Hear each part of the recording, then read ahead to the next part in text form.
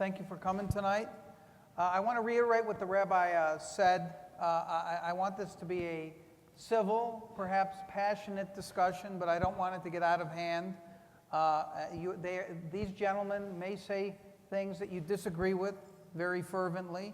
Who knows, I may say something you disagree with very fervently. But we're here to listen to what they have to say. And as I'm sure some of you may already know, you're going to be allowed to engage them yourselves by filling out some cards about halfway through, about 45 minutes through. You're not going to be able to stand up and give polemics and then ask questions. You're just going to write your questions down, and they'll be passed up to me by the rabbi or somebody else, and you can engage these gentlemen. And even if each of them have brought family members to plant questions, I may even ask those as well. So let's start with what's in the news. And I don't know how much everybody in this room knows about these two different organizations. Jeremy comes from a Democratic background, Matt obviously from a Republican background, but I'm going to try to see if there's common ground to be found here, and if anybody can be the uniter, that is what I'm here for tonight.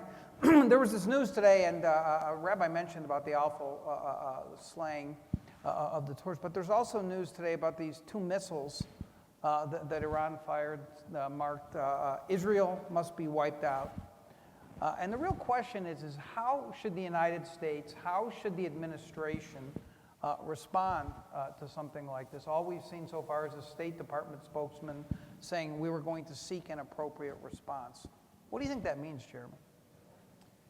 So first of all, let me say thank you to John and to Matt for agreeing to be part of this. Thank you very much to Rabbi Goodman, wherever you have gone to.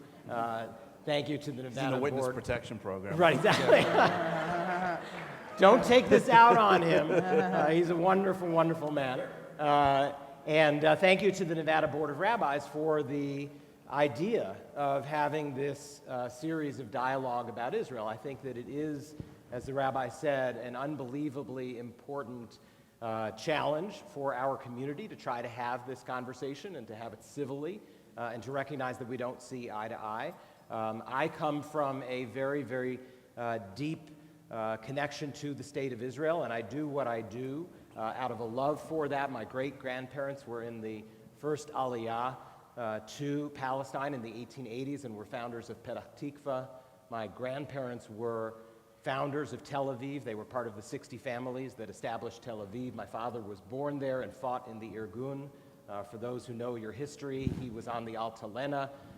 Somebody before mentioned singing the Beitar fight song, and little did you know that I probably know it as well as you do. And so I, have lived in Israel. I've worked in Israel, and I come to this conversation with the hope that we can find some common ground to model a civil discourse on these issues. There's some things that I think Matt and I would agree on. I think we are both Zionists, and I think that we both, without question, defend and demand the right of the Jewish people to a state.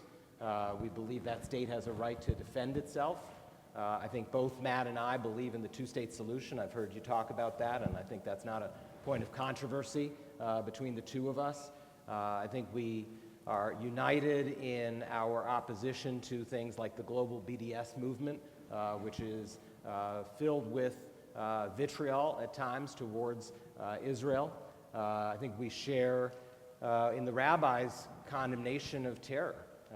What happened in Tel Aviv along the promenade where I run every time that I'm there is an absolute tragedy, and we condemn not only the terrorists, but those who refuse to condemn them.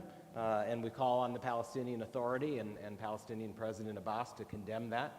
And to get to the question of Iran, I think we condemn... Did I ask a question? I've forgotten already. You did. Oh, okay. You did. We condemn together the... Well, the question was, in case you've forgotten, I think we're out of time. Thanks for coming tonight. No, I'm kidding.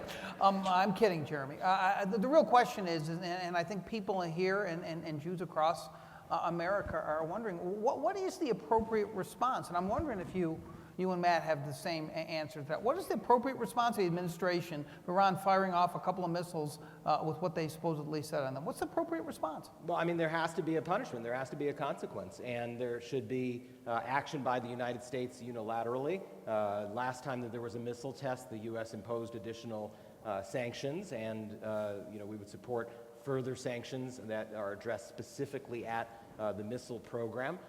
There's a UN Security Council resolution that forbids this kind of activity, and we would like to see that enforced. And I'd like to see the administration take the toughest possible steps on all fronts with Iran in terms of its bad behavior, and that includes missile tests, it includes state sponsorship of terror. So I think, again, there's probably agreement across the board that Iran is a bad actor, and the United States needs to stand firm and strong on all aspects of its behavior that cross these red lines. You agree with that?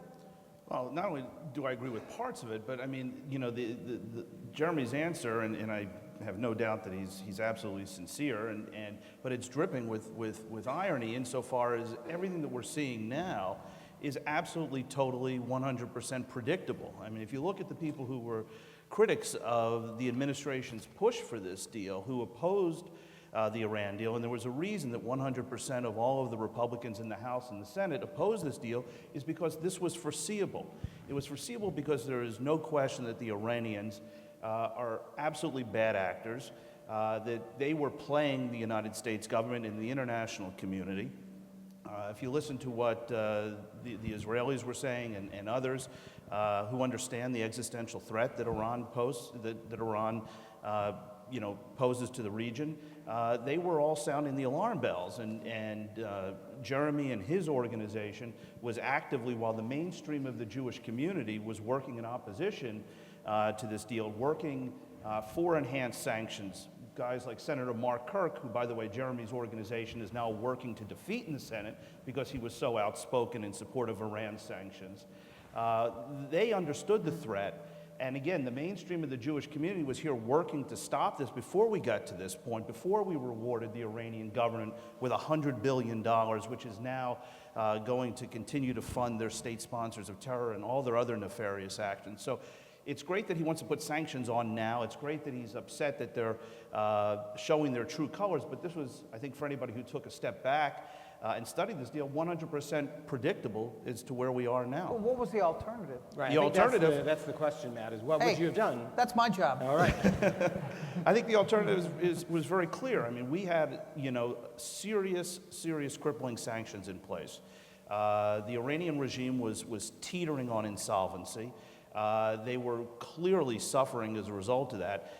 And what this administration did, and what President Obama, Secretary Clinton, Jeremy and his allies, lobbying the administration to give them a pressure release valve, end these sanctions, give them this sweetheart deal, give them $100 billion, tell them they're great, that we trust them and that they're a great regime, and hate gesint to hate, we'll see you in 10 years when you have a nuclear weapon. That's not the way to go. I know you want to respond to Yeah, that. I think we should keep the applause to a minimum too, just if we can. But let me just, before Jeremy weighs in here, I just want, and it's kind of interesting. I looked up today in preparation for this, some of the polling that was done of American Jews on whether they supported this agreement or not. And the polling is kind of interesting. I'm just going to tell these people, and then I'm going to let you respond. And this was done by the RJC. You probably both have seen this. Recently, the U.S., along with 5 other countries, reached a deal, this is last year, on Iran's nuclear program. Do you approve or disapprove of this agreement? This is about 1,000 Jews across the country. 50%, 51% approve, either strongly or somewhat, and 48% disapprove strongly or somewhat. So the community was very split. Now, 2 other follow-up questions were asked. How confident are you that this agreement will prevent Iran from developing nuclear weapons? 63% not so confident, not confident at all. Now, these are the same group that half of them supported it. And then, will Israel's security be more threatened or less threatened by the Iran nuclear deal? More threatened, 43%. Less threatened, 18%. Stay the same, 39%. So what's interesting about that, Jeremy, to me, is that you have Jews basically split on this. I think a slight majority saying, you know what, let's try this. It's maybe better than nothing. Even Right. even if we don't feel that it's going to necessarily make Israel safer. So what do you make of that? I mean, there's a few different points that need to be put on the table here. I think, number one, the Iran nuclear accord was an agreement to prevent Iran from getting a nuclear weapon. It was not an accord that was meant to deal with Iran and its ballistic missile program. It wasn't an agreement intended to deal with its state sponsorship of terror. Those are bad things, and as I said at the beginning, we, as J Street and all of those who supported the deal, obviously condemn those things and want specific actions taken against that. But the question for Matt is, wouldn't you rather have an Iran that has the plutonium reactor that it was just about to bring online 100% disabled and its core filled with cement? Wouldn't you rather have an Iran that has shipped 98% of its highly enriched uranium out of the country? Wouldn't you rather have an Iran that has disabled 2/3 of its centrifuges and has mothballed them? Wouldn't you rather have an Iran that has 24/7 international inspectors in every nook and cranny of its nuclear program, so that when it fires these ballistic missiles, which is a terrible thing, we know that they cannot be attaching any nuclear material to it? Iran cannot and will not have a nuclear weapon because of that agreement. Now we have to deal with the missile program. Let me just quote the head of the Israeli Defense Forces, Gabi Eisenkot, who is the chief of staff of the IDF, who is on record. If you're going to trust anyone with Israel's security, it isn't going to be Matt, it isn't going to be John, and it isn't going to be me. It's going to be the chief of staff of the Israeli Defense Forces, who has come out and said that the Iran nuclear accord was a historic and strategic turning point for the security of Israel, and that Iran's nuclear program no longer poses a threat, a strategic threat, is no longer on the list of strategic threats that face the state of Israel. Now, that is a fact. It is an analysis by the head of Israel's military, and it tells you that this deal was a good deal for Israel's security.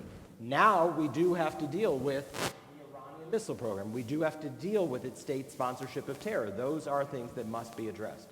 Wasn't there another guy in Israel that was opposed to this? I forget his name. What was his name again? The prime minister was opposed, but the Israeli Atomic Energy Agency voted unanimously to support the accord. The Israeli security establishment is now saying that it was a strategic and historic achievement. So if you look at the professional class and not at the political class, the people who are responsible for Israel's security and for Israel's nuclear program are now in support of this deal. You know, this is... Hey, Guys, no. I'm telling you, no, we are not going to tolerate this. I'm telling you, want to ask a question, you can ask a question later. I assure you that anybody who starts yelling stuff from the audience is going to be removed. You are welcome to ask questions. We are going to have a civil discussion between these two gentlemen. Don't make me say this again. I know everybody has very strong feelings. You can ask questions, I promise you, but do not yell out things. Don't make me say this again, really. Mr. Brooks.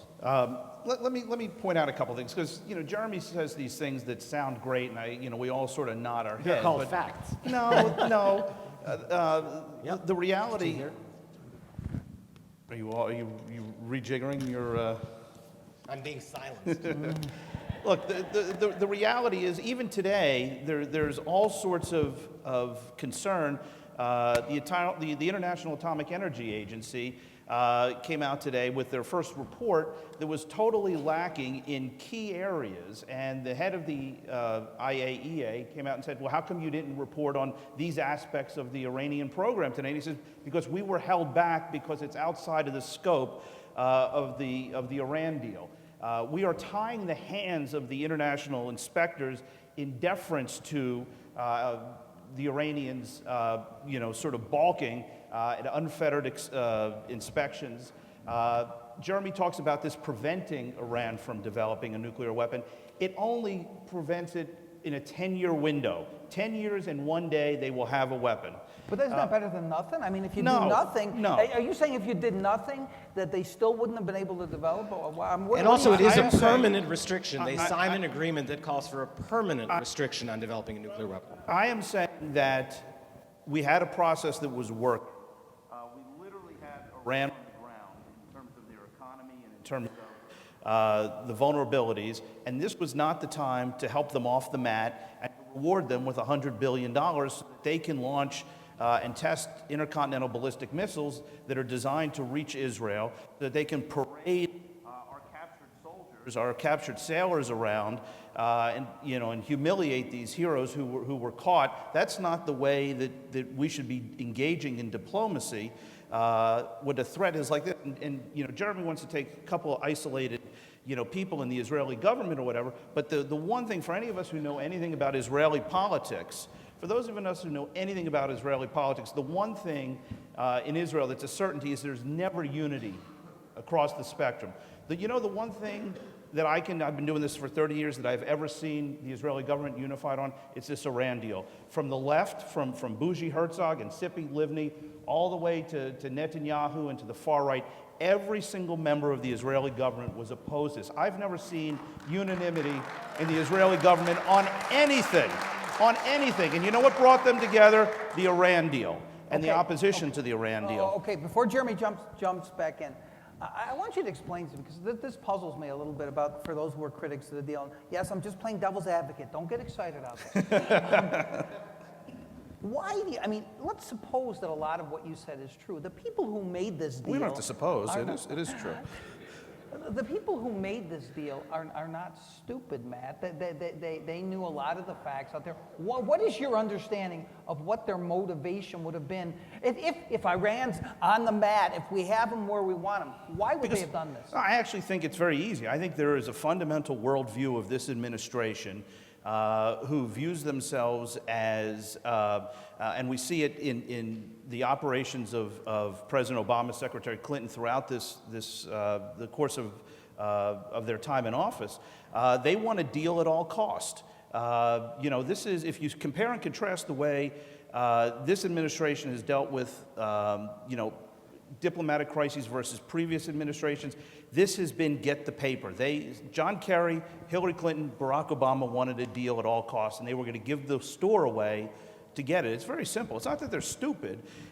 Wendy Sherman, who negotiated the Iran deal, she cut her teeth on negotiating the North Korea deal, and we saw how well the North Korea deal went. So, these are obviously smart people. I think, they're just very misguided and very wrong-headed.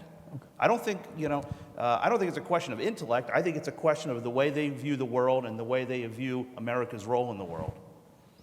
So I'm really quite pleased with the way that they view America's role in the world, which is to be a leader in building the international coalition that put together the sanctions that got Iran onto the mat in the first place, that made them so squeezed that they agreed to these concessions. If we had gone down the route that Matt and Senator Kirk and others would have us go down, the international sanctions would have fallen apart. If we had rejected this deal, if we had said this isn't good enough for us, the rest of the world, which was actually absolutely essential to the sanctions working. They won't work if it's just the United States alone. The reason that they worked is that Russia and China and India and many of the main potential economic partners of Iran were a part of it, and they joined up. They signed up to prevent Iran from getting a nuclear weapon.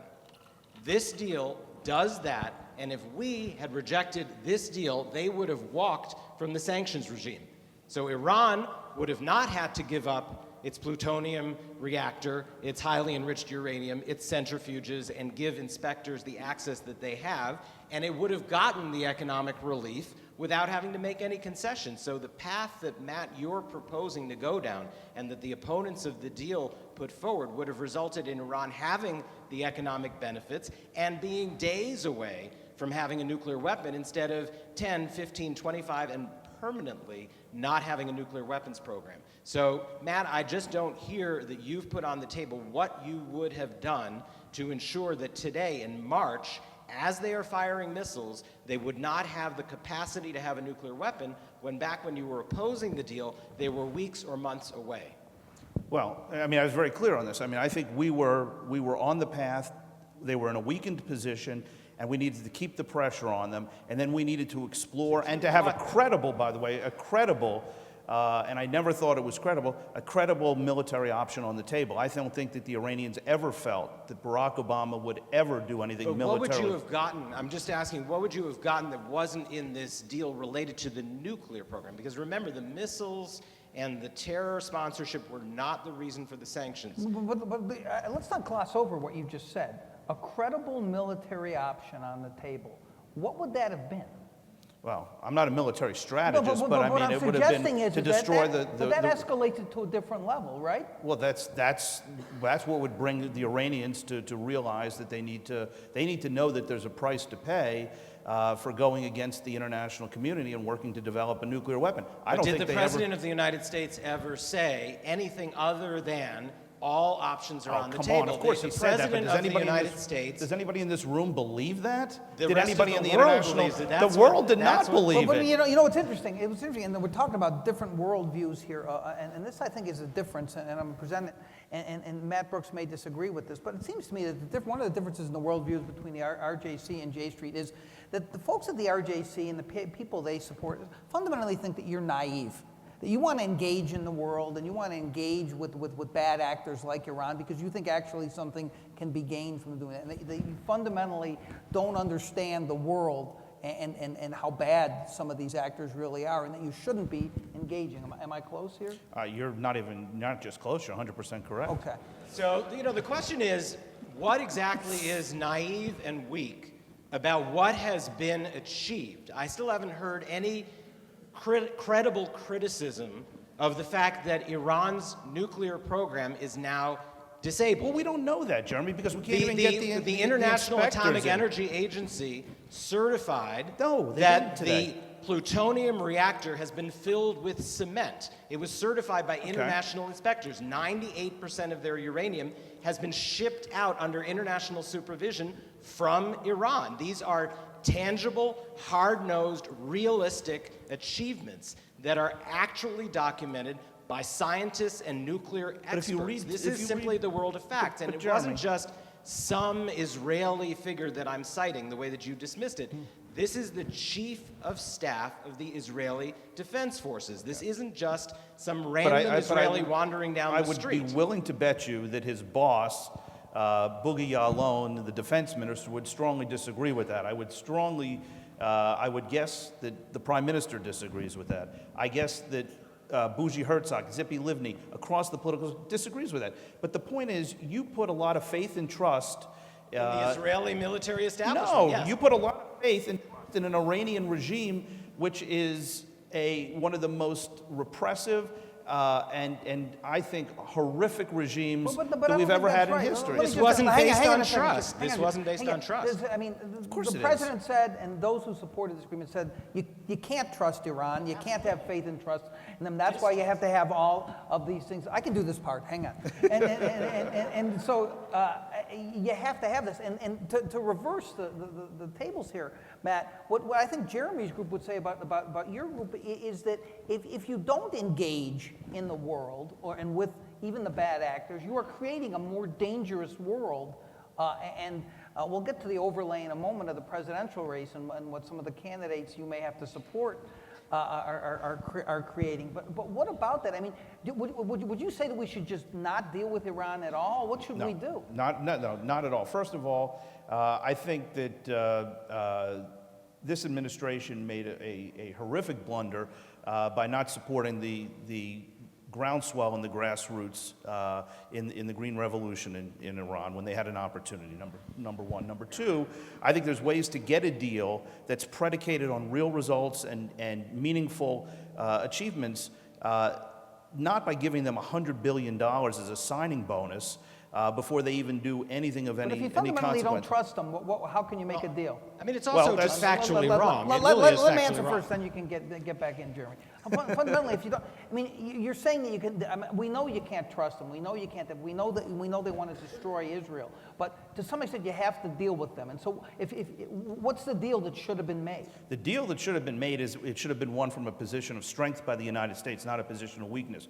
We had them on the mat, vulnerable, and willing to, I think, because of the pressure that was on them, to get a much better deal, a much more comprehensive deal, and a more verifiable deal that got the long-term objectives rather than this sort of wishy-washy hope and dream kind of stuff that we're seeing now, and that we're seeing them totally, flaunt by, these missile tests and by the capture of our sailors and everything else that they're trying to Don't do you to mean snub hope the and nose. change? Isn't that what you meant to say? It was a little riff on that. All It right, wasn't go ahead. exactly.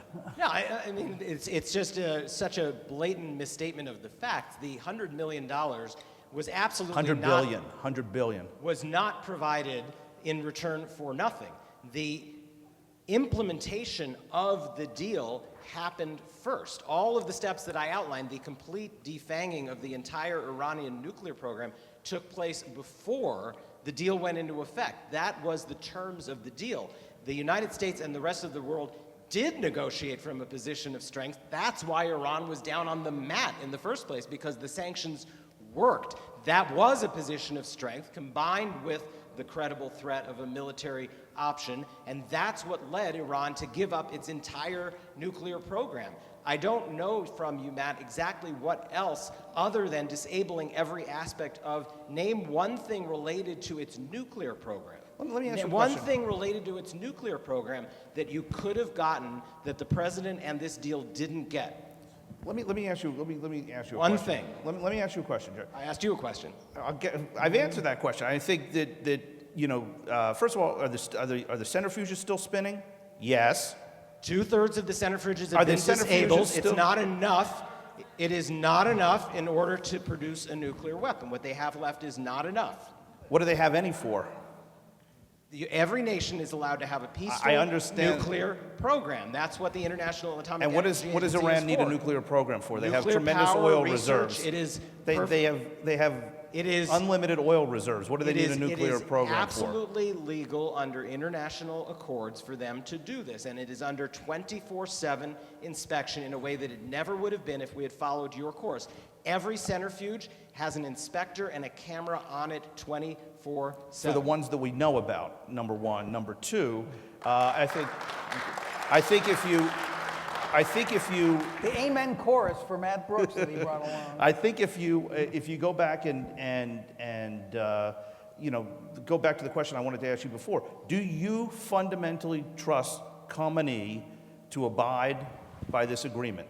Absolutely not. This agreement was not based on trust. It is based on trust. This agreement, as the president and all those supporting it said, is based on distrust and verify. That's why there is the inspections and verification regime that's in place. It is an unprecedented inspections regime that is tougher than any other country in the world I is think undergoing. this is what's so frustrating because, you admit this now, and it's sort of like this. I believe, that this fraud was perpetrated on the American people by this sales job that the administration put on. You had Secretary Kerry in numerous hearings, talking about, all the beautiful aspects of this deal, and he was questioned repeatedly. All of which have come to pass. Hold on, Jeremy. All of which have come to pass. He was questioned repeatedly about how, we're going to give them $100 billion, and, oh, don't worry, it's not going to go into Hezbollah or some of the other terrorist organizations that Iran is state sponsors of. And then just the other day, he was interviewed. He said, "Yeah, we're pretty confident some of that money is going to go." So they lied to the American people to sell a bad deal. You're continuing to try to sell a bad deal. The Iranians are doing everything they can to show you with their true colors, and yet you're still comfortable, standing, in opposition to the mainstream of the Jewish community, with the extreme elements like Code Pink and NIAC and all the other groups that you worked with to oppose this deal, when I think the risks from a nuclear Iran are just as great today than they were when this deal was signed. Well, I just question your factual judgment. 51% of Jewish Americans agreed, we stood with the majority of the American Jewish community in supporting this deal. The amount of money that was Iranian assets in the hands of other countries that is actually going to go back to Iran is actually $56 billion, not 100, which is what you and other opponents of the deal keep charging. And the Secretary of State did say, and all of us who supported the deal did say at the time, that there is no way to know precisely where the money is going to go. We admit that. That was part of the deal. But the result of the deal, the benefit of the deal that we get is that Iran today has no pathway to a nuclear weapon, and all aspects of this are fully verified by the international community. Let me shift gears just slightly here, but ask you a somewhat related question, Jeremy, and then I'll have one for you too, Matt. Do you think President Obama's been a good president for Israel? I think he's been an excellent president for Israel, and I think that... Oh, come on. That was an obvious question. I knew we'd get the groans. And it's an obvious answer. Let him answer. I'm happy to play to the crowd. Let him answer. I'm playing to type and playing to the crowd.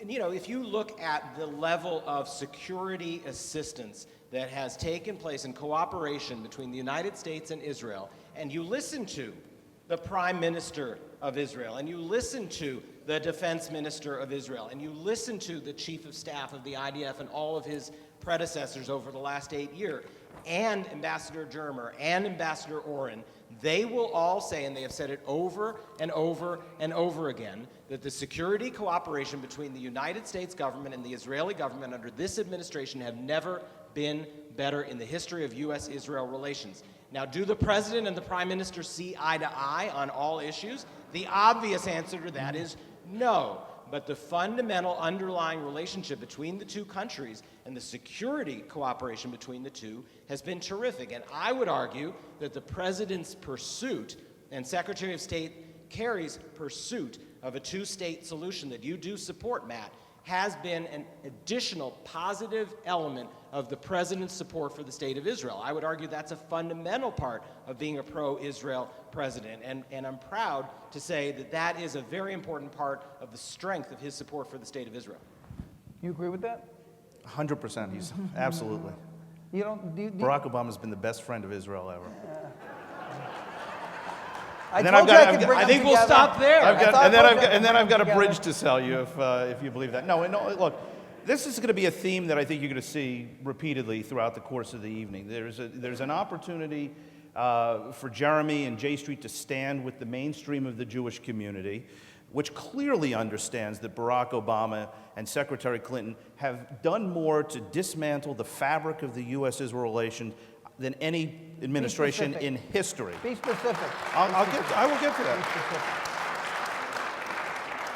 And, Jeremy and his organization, rather than standing with the mainstream of the Jewish community, wants to stand in the extreme and take positions that are mirroring the Obama administration. One of the first things that Barack Obama did when he came into office is he had a meeting with Jewish leaders. And in that meeting, this was after 8 years of President Bush, who, by the way, was unquestionably the best friend of Israel ever in the White House. And he said, you know what? I think the policy of the last 8 years under Bush was wrong-headed. I think that we need to have daylight between the United States and Israel. I don't think having such a close relationship between our two countries is in the long-term interests of the United States. And you know who agrees with that? Jeremy agrees with that. J Street agrees with that. Everything that J Street does in terms of their public comments is designed to pressure this president and this administration to do what it can to drive a wedge between this administration and the Netanyahu administration. Why in the world would they? Because would he want to do? Jeremy will tell you it's tough love, and what I do is I think it's destructive. I think it enables So whatever Netanyahu wants, he should get. Is that your position? Because it seems like that's what the RJC's position is. Well, I will tell you, I think we agree with Netanyahu on nearly almost every major issue that he talks about. But the difference with our organization and Jeremy's organization, and we've been doing this for 30 years, our policy as an organization is to support the democratically elected government of the State of Israel. We don't live in Israel, we live in the United States. You know who makes the decisions about the governance of the State of Israel? The people who live there and vote for their leaders.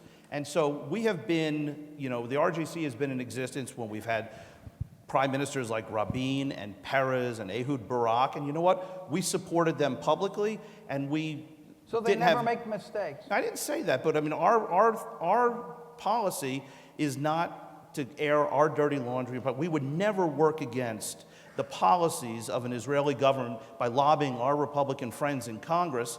A perfect example is Prime Minister Sharon's disengagement policy. As you can imagine, and I'm sure in this room the same thing, there's a big split of opinion as to whether or not we as American Jews supported the decision of Prime Minister Sharon to unilaterally withdraw from Gaza. Now, whereas a number of people in the leadership of our organization and a lot of people in this, in this shul probably felt it was a bad decision. We didn't go to our Republican friends on the Hill like Jeremy does constantly and lobby them to put pressure on Sharon. I don't go not to your do Republican friends on Well, the Hill.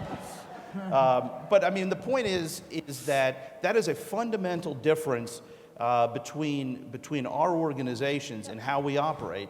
And Jeremy thinks it's great that Barack Obama wants to have daylight between the United States and Israel. He is, I'm sure, totally on board with Bernie Sanders' comments. In fact, J Street's an advisor to Bernie Sanders, according to an interview that Bernie Sanders gave in Meet the Press. And that's the kind of vision that they have. It's the kind of naive outlook. You know when bad things happen to Israel, ladies and gentlemen? When there's daylight between the United States and Israel. When Israel knows that America has got its back, literally has its back, and there is no daylight, that's when Israel's at its strongest and safest and most secure. So the mission of your organization, Matt, is to elect Republicans to office, right? The mission of your organization is not to stand with the government of Israel. And one of the problems that we have today No, we have a lobbying arm, we get involved in policy, right, so but we have two. The Republican You Jewish do have a Coalition. name in your Right, the Republican Jewish Coalition has a Republican. mission. We do have a Republican name. Right, I mean, so you have a mission. One of the key things about J Street is we have a mission too, and our mission is to advocate for a certain set of American policies that we believe are in the best interests of the United States, of the American Jewish community, and, in our opinion, of the State of Israel. And we do believe that it is important to have the opportunity to say when and if, for instance, the Israeli policy of settling without limitations the entirety of the West Bank in the long run is a very, very bad idea for the hope of having an Israel that is both Jewish and democratic. If the settlements continue to expand on the West Bank, and if there's no longer any possibility of having a viable independent Palestinian state, there will be one state between the Jordan River and the Mediterranean Sea. Now, there may be some people in the audience who want to clap at that notion, who want one state, only a Jewish state, from the Jordan River to the Mediterranean. But I ask you, there are 12 million people who live there, and only 6 million of them are Jewish. Do you give the other 6 million people the right to vote? Because if you do, and you don't have two states, and you have 50% Jews and 50% non-Jews, you lose the concept of a national home for the Jewish people. And if you don't give them the right to vote, and they don't have it now, if you don't give it, then you lose Israel's democratic nature. So yes, I do disagree with the unlimited expansion of settlements on the West Bank, because as a Zionist, as someone who strongly believes, as I think you do, Matt, in a two-state solution, I don't think it is very helpful or very healthy for Israel's long-term security to continue to expand settlements all throughout the West Bank. So I ask you, Matt, how will Israel remain both Jewish and democratic for the long run if the Netanyahu government's policy of unlimited settlement expansion continues? Before you answer that, because I gave him a hard time, do you think just because you don't have the word democratic in your group's name that you're any less partisan than his group is? We would love to endorse some of Matt's Republicans, and maybe you can help me, Matt, identify some. Is that a yes, you're just as partisan? No, we are not partisan. We have endorsed Republicans. You're not going to endorse any of my Republicans because our Republicans are pro-Israel. Right, that's a good one. We score one. We have endorsed Republicans in You're the not past. expanding your base tonight. You got the same three guys that clap every time. I'm kidding, for God's sake.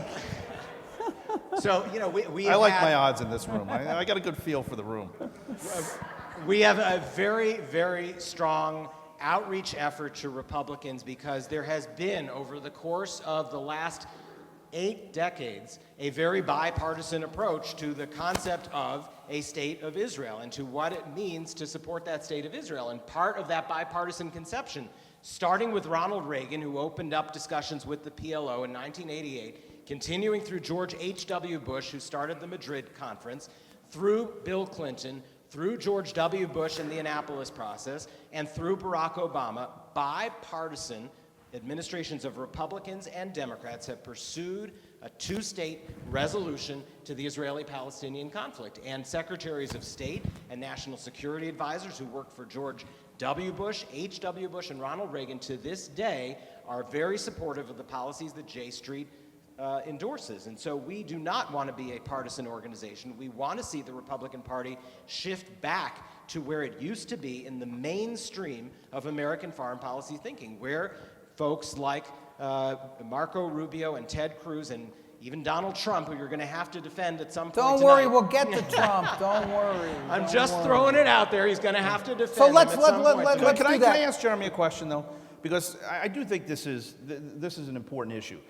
When you look at, the candidates that you support, it strikes me, one of the things that jumps out and strikes me is, where are your red lines? I mean, at what point are people so far to the extreme that you're not going to support them? And a case in point is, if you look at the support that your PAC has given, I think we can all agree that there is few things that have been as critical for the protecting.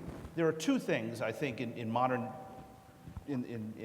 relatively modern times that have saved more Israeli lives than anything else. One was the security barrier, but the other is Iron Dome. And Iron Dome, when missiles were raining in from Gaza on a daily basis into Sderot and into southern Israel and killing innocent civilians, Iron Dome, thank God, has come about and has provided a shield to save countless lives. There are 11 Democratic members of Congress who you support for your PAC to the tune of almost $100,000 who have voted against funding for Iron Dome. So That's actually not correct. There were 3 out of the 11 voted against a procedural motion on Iron Dome. 3 of them are endorsed by J Street. Only 3 out of the 11. We've met with all 3. They've all regretted their vote, and we've explained to them that we expect them to vote for Iron Dome. I agree with you, Matt.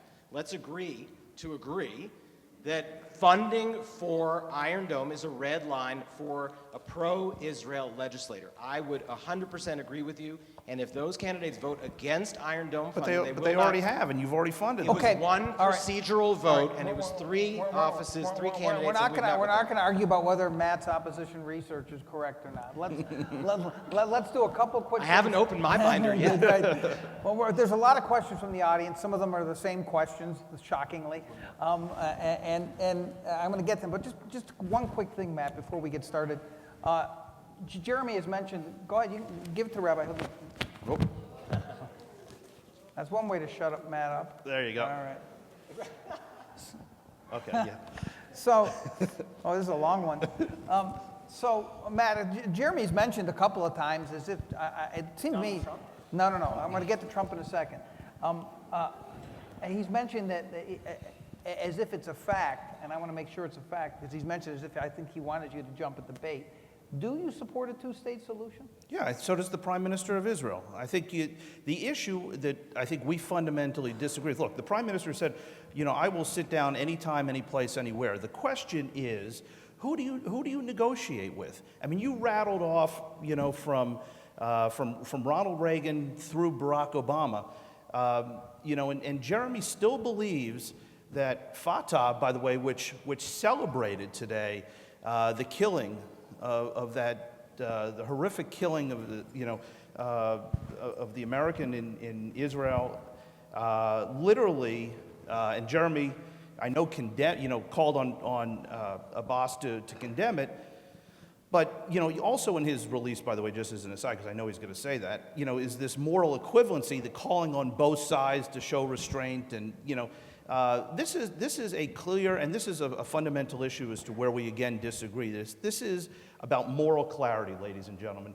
There is a good side and there is a bad side. It is not ambiguous. There is one side that is a vibrant democracy, that is inclusive and tolerant, and is a haven that celebrates gay rights, celebrates inclusion, has Arab members in the Knesset, has an Arab Supreme Court justice, and the other side uses terror and violence and celebrates incitement and spends millions and millions and millions to teach the next generation and their kids in the schools to hate Israel and to hate Jews. It is a binary choice, ladies and gentlemen. It is as clear as black and white, night and day. And when there is a true partner for peace, does anybody in this room really believe that Israel, which has already demonstrated by turning over land to the Palestinians to control on their own, will not take the difficult steps for peace? You seem suspicious that it's Israeli intransigence that is a barrier to peace. Let him answer this, because I want to move forward. Yeah, well, I mean, so let's say that let's say the Prime Minister does believe in a two-state solution and there is nobody to negotiate right now. Let's just take that and stipulate that as you've outlined. Why continue to build settlements in areas that ultimately will be part of a Palestinian state? Why is that a good use of funds? Why does it make sense to have Israeli security forces defending people who live in far-flung outposts that no Israeli believes are actually going to be part of the state of Israel if there is to be a two-state? Who is the only prime minister in Israel's history to do a settlement freeze? Yes, the question, who was it? It's just a one name. Prime Minister Netanyahu. He was and he almost lost his job as a result of it. But that lasted for a little under 10 months, and in the course of the last 7 years in which Netanyahu has been the prime minister, demonstrated his willingness. The number of people living over the Green Line has gone up 25% in just 7 years. It wasn't the Olmert, Israeli population it wasn't went up Rabin, 8%. It wasn't Perez. The only prime minister to ever do a settlement freeze is Netanyahu. But is it a freeze if the population increases 25% in your tenure? So in 7 months, and 10 months out of the entirety of those 7 years, there was a limit on building. The entire rest of the time, the building has been faster than it's ever been, and you have 25% more people now living in the land that's supposed to be the other side's state. Do you wonder why the other side doesn't think you're serious The number of new about settlements, the number of new settlements under Netanyahu is the smallest of any prime minister. How is a 25% increase Because there's in natural settlers? growth. Because of natural growth. My family doesn't grow 25% every 7 years. I'm sorry, that is not natural growth. That is a massive expansion over the course of the last 7 years in the depth and the breadth of the settlement movement. Among many other issues, we are not going to settle the settlement issue tonight. So let's move on to some of your questions, and we have about a half an hour. No more questions. No more. Stop filling these cards out. We'll try to get through as many as possible in a half an hour. Some of them are essentially the same question, phrased slightly differently. So let's start with this one, Mr. Brooks, which is about the Donald Trump presidency. Who? Thank you. It's been asked by a lot of people, and there seems to be some agreement, like this is written in different handwriting, but mentions the same three people. Louis Farrakhan, David Duke, and Pat Buchanan have all endorsed Trump. Trump has said some pretty strange things about Israel and Palestinians. Can you see the RJC endorsing Donald Trump if he's a nominee? Well, let me say this, because That's a yes or no question. no, it's not. It's a we're going to have to wait and see answer, because let me be honest. No, It's about time he got booed. We are, as you know, a Republican organization. So it is the longstanding policy when there is an ongoing primary. We're not going to weigh in and try and pick and choose favorites and try and put our thumb on the scale and help one candidate or hurt another or do anything out there. I will tell you that I think our track record in speaking up, and we will have plenty of opportunity once we have a nominee to speak up and speak out as the case may be. But we have a long track record. If you go back and look at the history of the organization, whether it's Pat Buchanan or others, even speaking out and taking on our own president when we had fundamental differences of opinion. Does Donald Trump make you feel uncomfortable, Mr. Brooks? Uncomfortable in what way? Uncomfortable in the every fact. possible Uncomfortable in the uncomfortable in the way that if you look at Donald Trump versus Bernie Sanders and Hillary Clinton, he is somebody who has clearly said he's going to do what it takes to stand up to radical Islam. Hold on. Hey, please. Yeah, Please, no, this is a serious issue. This Now, is a please, serious issue. Stop the hooting and the clapping and the please, seriously.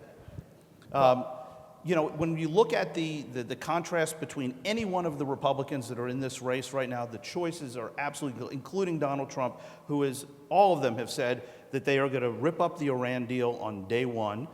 They have all said that they are going to do whatever it takes to beat back the threat from ISIS, and they call it for what it is, radical Islamic terrorism. There is nothing, the Democrats won't even call it radical Islamic terror. All of them have stated their strong commitment to the U.S.-Israel, pro-Israel agenda. I think on balance, Trump said it's like a real estate deal. that's the way he looks at the world. But you know, And you're comfortable with that. I'm comfortable in the fact that I think he knows how to negotiate, and that's what.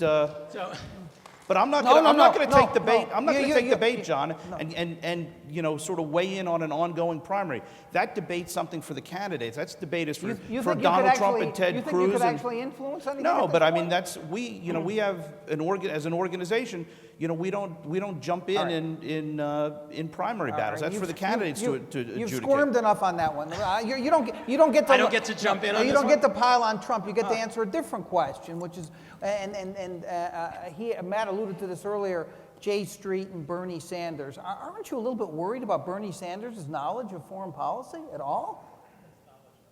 Look, we are just like Matt. We are not endorsing any candidate in this race. We are meeting with anybody who will meet with us. Can you believe these guys? Can you believe these guys?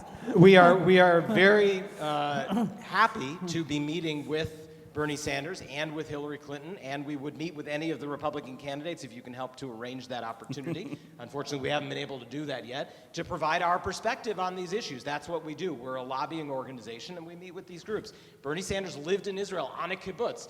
He has a very deep personal connection to the state of Israel. I think that should be something that is really a positive for all of us. He has a deep love for the state of Israel. Living on a kibbutz, you feel comfortable just because the guy lived on a kibbutz that he can be a good president for Israel? If people were worried about feeling it in the kishkas, believe me, he feels it in the kishkas. He tells us that every day. So that is absolutely something that I am not at all concerned about. What I am concerned about is ripping up the Iran deal on day one, when you've already released the assets. So the thing that Matt doesn't like about the deal is already done, and you rip up the deal now, and you let Iran off the hook from all of the things that it's already done. Why would you rip up a deal that has 24/7 inspections and has removed the uranium and the plutonium and the centrifuges? Why would you rip that deal up on day one? Can I ask you a legitimate question? And I don't mean this to be facetious, and I mean it as a serious, honest question, and I'd like a serious, honest. In 1938, was Neville Chamberlain right or wrong?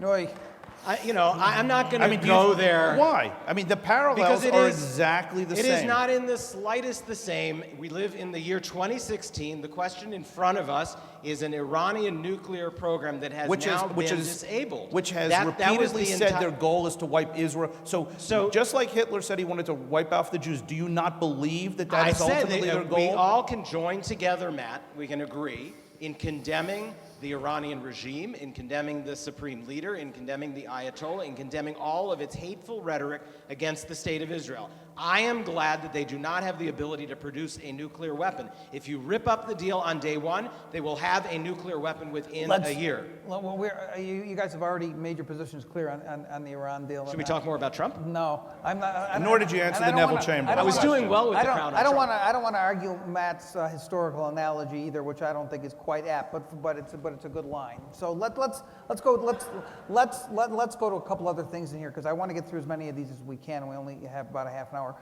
Jeremy, there's a couple questions about you mentioned earlier your opposition to BDS, which I know I've seen a lot of press releases from the RJC about this too. But there seems to be some skepticism among some in the audience, including one who said he was active at the UC San Diego, and he said members of J Street on campus actively support BDS. And there's another question about where's your organization been to stop BDS? What's the real position? Yeah, no, we're 100% opposed to the global BDS movement, end of story. We are actually on the front lines. I mean, what's sort of ironic when we get attacked about this is that J Street U students and J Street leaders are often the people that the organized Jewish community calls upon to say, will you please go and meet with progressive organizations, whether it is liberal churches or labor unions or college campus groups, will you please go and carry the case for Israel against the BDS movement? That's what we do. We make a progressive case against BDS. We are also against the occupation. We are against the way in which the Palestinians are denied their legitimate rights to self-determination, and it makes us the most credible messengers to go to the BDS movement and say, you don't support the rights of the Jewish people to a state of their own. You don't support a two-state solution. You don't distinguish between the state of Israel itself and the settlements and what's happening over the Green Line. And that's our critique of the BDS movement, and we are the most effective messengers of the Jewish community in combating the BDS movement, and I'd love to have more of a partnership with Matt and with other organizations in making that case, because there is an important case to be made from a progressive perspective against some of those who are falling prey to the movement that is not at all open to the state of Israel. Can I Do you take him at face value on that? I think what he says sounds good. I think the reality is quite different. He talks about, and again, I think this is where he and I have very, very fundamental differences of opinion. And he says stuff that sounds great to an audience like this, but the reality is that the head of your student group of J Street U has said, in social media has said, I don't oppose any form of nonviolent Palestinian protest, including BDS. So the head of your J Street U, the president of J, says, I don't oppose BDS. You have repeatedly engaged in events with extreme organizations like Students for Justice in Palestine, where you've done programs. When you say engaged in events, do you mean that we were there arguing against them? Isn't that what you want us to do? We are at events to actually argue against people, and then we get condemned for showing up at the events? You've co-sponsored events in with order them. to make the case in front of students why BDS is not the way to go and why the state of Israel has a right to exist. Why shouldn't they and do why that? Because that's it's not the that only way you win these arguments. These conferences, like the one at George Washington University, were hate fests for Israel. There are certain groups that should be beyond the pale of dealing with. You don't sign, you don't sign petitions. You don't co-host events. You don't engage directly with groups which, call Israel an apartheid state, which want relations with Hamas, all this kind of stuff, and believe strongly in fomenting the BDS. Can you cite an example of us co-sponsoring and working with, as opposed to appearing at debates? Appearing at debates to argue our case You against. co-sponsored a 2011 event at George Washington called Israel and Palestine. What's Next? Was the name of the event, in which SGP Is that so members- hard? What is wrong with a conference called Israel? I don't know anything because about the conference. You should be you should not be engaged with groups Use the word Palestine? No, SJP is one of the worst of the worst. And we argue it. Believe me, we are at the top of the list of the groups that SJP does not like in the world. We are their worst nightmare. But yet you partner with them and you do events with them, and you have a president of J Street events. And you have a president of J Street U that says, I don't oppose BDS. I will look into that, because I know for a fact the president of J Street U does oppose the global BDS movement, and I want to know exactly what was said and where. It was in an article in the Jerusalem Post. You're not suggesting these groups shouldn't be allowed to appear on college campuses, are you? I absolutely would shut them down. I actually think shut them down. I We have a fundamental disagreement. We have a very we believe in open discussion and again, debate. I believe we stand with the mainstream. You stand with the extreme. But I mean, I think it's a clear difference. There's this thing called the First Amendment. Have you heard of that? I understand that, but you know what? It only goes so far in terms of The First Amendment only goes so far. I meant What are your in limits terms- on the First Let me Amendment? finish my sentence. It only goes. You obviously want. They are going beyond speaking. They are going into advocating for the Who they is going beyond. like SJP and Right, that's what we argue against. You argue against it, but you partner with them. To do what? To appear at events where we argue with them. No, these are forums to talk about issues. You've signed numerous petitions. Forums to Do talk about Do you issues. think he's coddling groups like these? I think he's enabling groups He's like enabling that. them. All right, let me read some more of these questions. This one's for you, Matt, and then it goes on the phrase you use, position of strength, that the United States should have negotiated the Iran deal. Does that mean he wants U.S. men and women ready to enter into a full-fledged war? Is he suggesting that the U.S. be ready to put boots on the ground? Should he have been that explicit about that in the negotiation? As it relates to what, Iran? The Iran deal. I think there needs to be a credible threat of force, and if Iran was at a breakout point where it was clear that they were, the window for a nuclear weapon. I think military action was justified and would be necessary to prevent a nuclear Iran and the subsequent Holocaust that would come as a result of them having nuclear weapons. All right, I'm going to try to get through as many of these as possible because I think we have to be out of here at 8:30. Let me ask you this question. I don't know about this, but maybe you do, Jeremy. Alan Dershowitz said online about a year ago that he requested the opportunity to speak to J Street, speaking of the First Amendment, or to debate before the organization present the arguments for different policies, but you turned him down. Yet J Street wanted to present its arguments to Hillel and AIPAC. What's the difference? What was your logic? So I'm sure that Hillary Clinton would like the opportunity to appear at the Republican National Convention, but I doubt she's going to get an invitation. Alan and I have debated publicly. It's no surprise to the people in this audience. We disagree pretty strongly, just as Matt and I do on a number of things. We've had our opportunities to debate. Those debates are online. When J Street has a conference, we generally do not invite people who are going to come there and engage in the type of attacks that Alan does, which are not usually discussions on the basis of policy, but are rather sort of personal and ad hominem attacks. It's not the right type of person to have speak at your national conference. I haven't heard AIPAC invite me to speak at their national conference, so I'm not expecting that either of those invitations are going to happen anytime soon, but I do debate with and appear with people I don't agree with. We have hopefully a somewhat civil dialogue and discussion of the issues, and I think that's a very important thing for the Jewish community. This is for both of you, but I'll start with you because it's possible you know this guy better than Jeremy, Matt, I'm not sure. Do you think Sheldon Adelson's statement that the Palestinians are an invented people is helpful for Israeli peace? I don't think it hurts at all. I think the fact is, and people, the reality is the fundamental truth of what he said is absolutely 100% correct. There is, up until 1940, there never was a Palestinian people. Does that mean they're invented? They're invented as in it didn't exist before 1948. So fundamentally, he's 100% correct in what he's saying, and I don't think it bears one way or So another. Matt, who were the people that lived in the land of Palestine when it was called Palestine? Who were they? Jews. No, the ones who were there when the Jews... Arabs. When my great-grandparents arrived Arabs. in the 1880s to settle the land in the 1880s, and the people who lived there in what was called Palestine at the time and called themselves Palestinians, what do you call them? Arabs. Okay, so we'll agree they're Arabs. They're not invented people. They lived in Palestine when my great-grandparents arrived in the first year of the first Aliyah. Jeremy, there are some people in the audience who want to understand who funds your organization. You want to talk about that? I am thrilled to talk about that. So we are funded. We have over 10,000 donors. Some of them are in this room tonight. I know that the name that you all are begging to hear is the name of George Soros, and George Soros does fund J Street. There was controversy at the beginning of J Street as to the involvement of George Soros in our launching. A lot of miscommunication. I've apologized for all of that. We're well beyond that, and the only thing I've had to say about George Soros' funding since then is that I wish there were more of it. Matt, same question for you. George Soros does not give us any money. You have your billionaires, we have our billionaire. I would not. I would take my billionaire over your billionaire any day. The billionaire You know you're what? stuck with. The billionaire you're stuck with.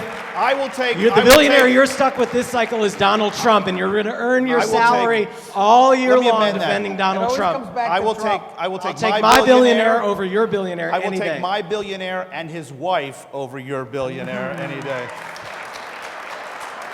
I think, doesn't his wife really control the money anyhow? Isn't that how it works? That's what Doesn't I every think. wife control the money? Exactly right, exactly right. So Sheldon Adelson funds the RJC completely? He doesn't fund? No, of course not. Oh. Of course not.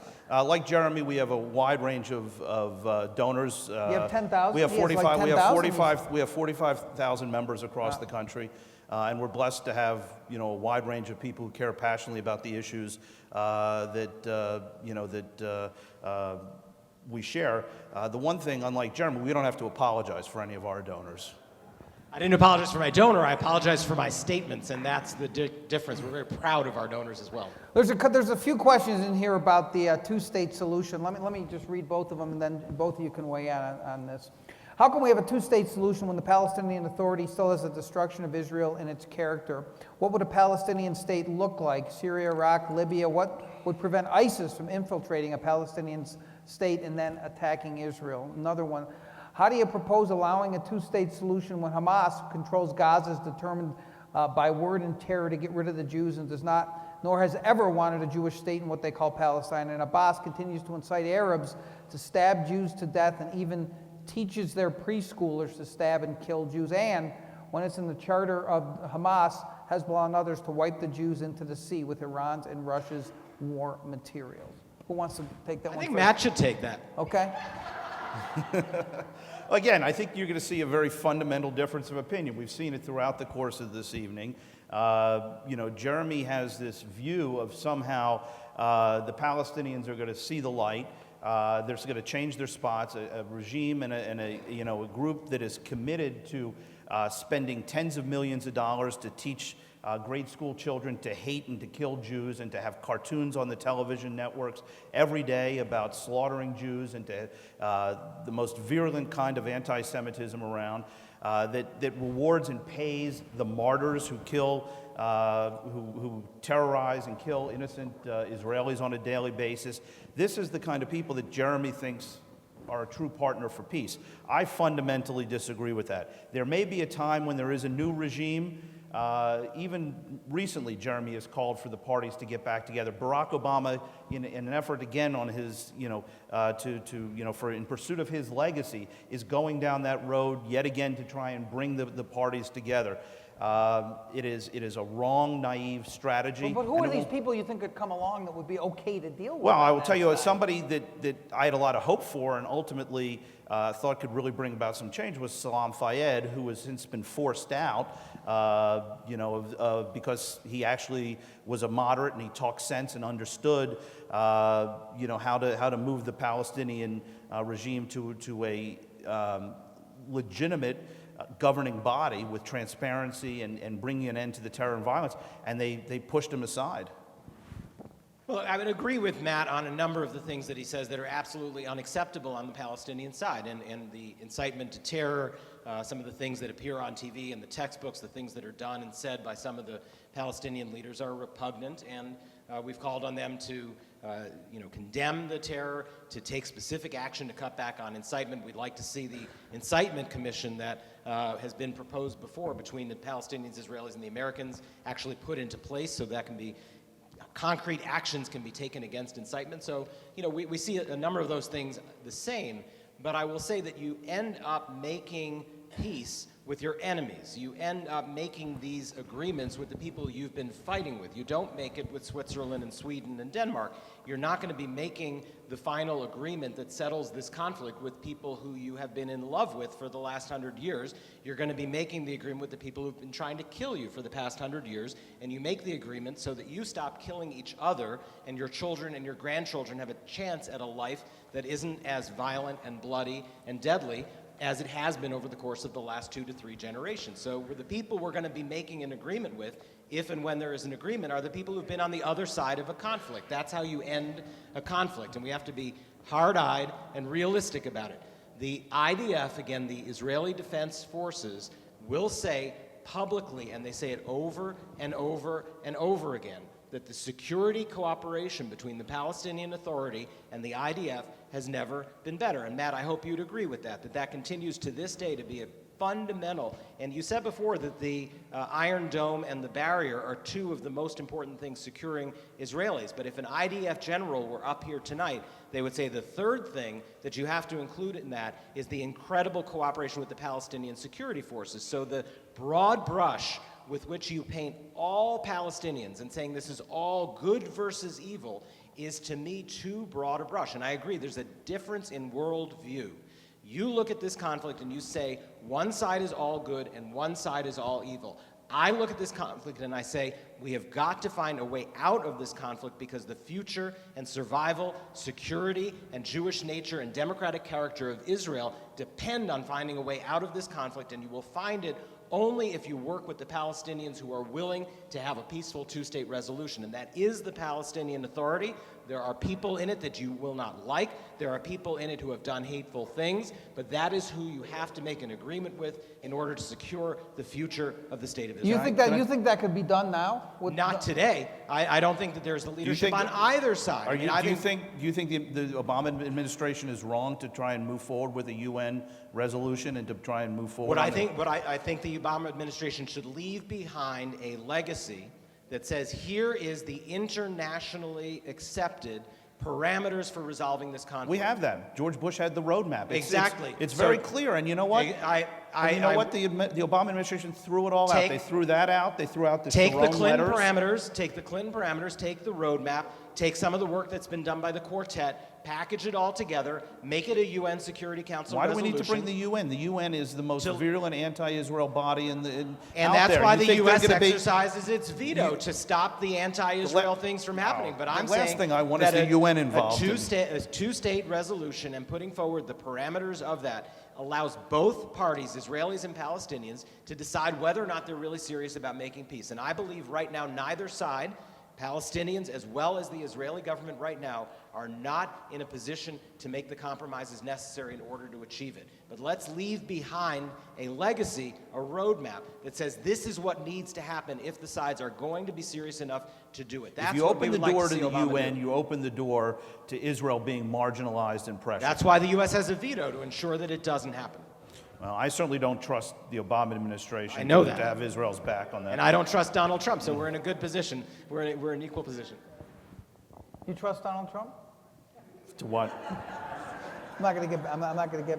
You know, I guess what I'm wondering is, since we only have a few minutes left. That's fine.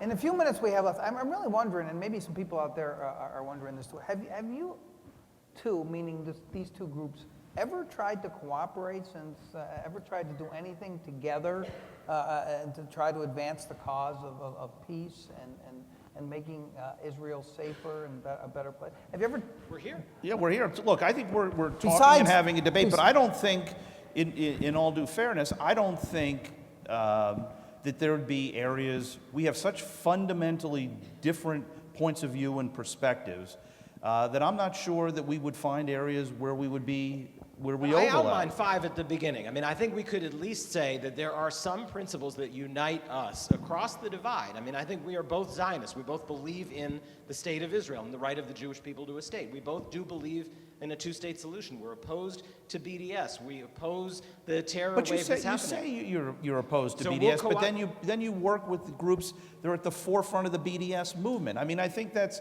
trying to have But are your you cake opposed and to BDS? 100%. And I'm 100% opposed to BDS, so let's work together. And BDS. But part of that, there are things we can work on together. but there are commonalities. and it's not just that, but you've gone and you've actually lobbied and spoken out in support of. I did my undergraduate at Brandeis. Brandeis Hillel wanted to keep the Jewish Voices for Peace off the campus. You actually went and you issued a statement. This is one of the more virulent BDS groups, that they should be allowed. So you came out in support of a group to give them an opportunity to speak on the Brandeis campus. To speak, yes, we do. I mean, this comes back to the fundamental thing about freedom of speech. We disagree. Believe me, we have a lot of fights. You can just look at my But why Twitter did you have feed to get with involved in Jewish that? Voice for Peace. So we Why have did a you lot have of to fights get with them, but involved we in that, believe, Jeremy? look, the Jewish community, if it is to be a Jewish community, should be a broad tent. The pro-Israel community is going to be a narrower tent. Jewish Voice for Peace is not in the pro-Israel Well, tent. Let me just ask one follow-up. Did you also speak out and when Brandeis banned Ayan Hirsi Ali from speaking at Brandeis? Oh, you don't know who that is? Ayan Hirsi Ali. You should read some of her stuff. She's a Denmark political leader, noted author, outspoken critic of radical Islam and Muslims. Would you advocate for Pam Geller to speak on a program? Would you send out we've come to the defense of numerous people we don't like on the right and the left because J Street has been the victim Would of you a come lot. out for an opportunity? Would you support an opportunity for Pam Geller to speak at a. We are an equal It's a yes or no opportunity. question. Yes, Well, yes. but why are you so opposed to free speech in I this am not country? opposed to free speech, Ralston. It's the best. It's the best antidote for speech you don't like is other Please. speech. I mean, that's our But belief. I'm for engaging in partnerships with organizations which are taking a Partnership is position different directly from debate. in opposite to what we're but working I for. guess, is there no middle ground in the sense, and again, I'm not trying to be naive here, but here you've made, both of you, by the way, have done a great job in making your positions clear. I think people at the end of this evening now know where each of you stand pretty well. But beyond this being maybe a mirror image of the hopeless partisanship that's going on in Washington, even though Jeremy might disagree with his being labeled as a partisan organization, you wear that proudly. You essentially say there's all these bad actors out there that are trying to hurt Israel. Don't deal with them. Don't be naive in dealing with them. Don't make deals that are bad deals. Jeremy essentially says, yeah, there's a lot of people out there and countries want to harm Israel. We've got to engage in the world. Neither of those, to some extent, seem sustainable considering what the facts are. Why is there no middle ground where you guys can't get together and fix this? That's what I'm here for. I guess, and we're going to end on this. I'm going to let you both answer, and we're going to end on this. But I think that as much as you've had a discussion tonight, I think it's been great, and I think it's wonderful that the rabbi put this on. To some extent, you're talking past each other a little bit too, right? And so, is there any way, without George Soros cutting you off and Sheldon cutting you off, for you to do this? So, I actually wouldn't want us to find a kumbaya moment where we agree on everything. I think that I didn't say that. Don't misquote me, sir. No, but I think that the point is, what I'm trying to get at with Matt is I think there are some basic fundamental principles we do agree on. And they're very, very general. And they relate to the existence of the state of Israel. They relate to a two-state solution. They relate to BDS. I think that there are principles we can agree on. What we disagree on is how. We know where we're trying to get. I think we both want a secure, safe, democratic, vibrant state of Israel that's going to be there for our kids and our grandkids and our great-grandkids. That's what we want, right? We just disagree on how to get there. And I think it's very important in a synagogue. I think it's very important in a Jewish community to have that discussion. I believe that the way to get there is through engagement with our enemies. I do believe that the way that you're going to secure that future is ultimately through a negotiated agreement with the people who are trying to kill us. That's what I believe. I don't think you can ultimately wipe them out. If it's either us or them, I think that's a disastrous situation. But the two of us having this conversation about our different worldviews, about how to get there, to me, that is a good I agree. thing. I agree with you. So let's let the enemy of free speech have the last word. Look, I think, again, we can agree on broad principles. The difference is in the details. We have radically different perspectives. As I said before, this is a contrast between being part of the mainstream and being part of the extreme. And time again, Jeremy and his organizations carve out a position that is at the extreme of the Jewish community. They carve out a position that aligns themselves with some of the most extreme elements, both in the Arab communities, in the Jewish communities, and internationally, that work against the very objectives we care about. It's great to say that you're pro-Israel. It's great to say that you're a Zionist, but the policies that you advocate, I believe, are detrimental to the very long-term safety and security, not only of Israel, but of the Jewish people here at home. I mean, I just think that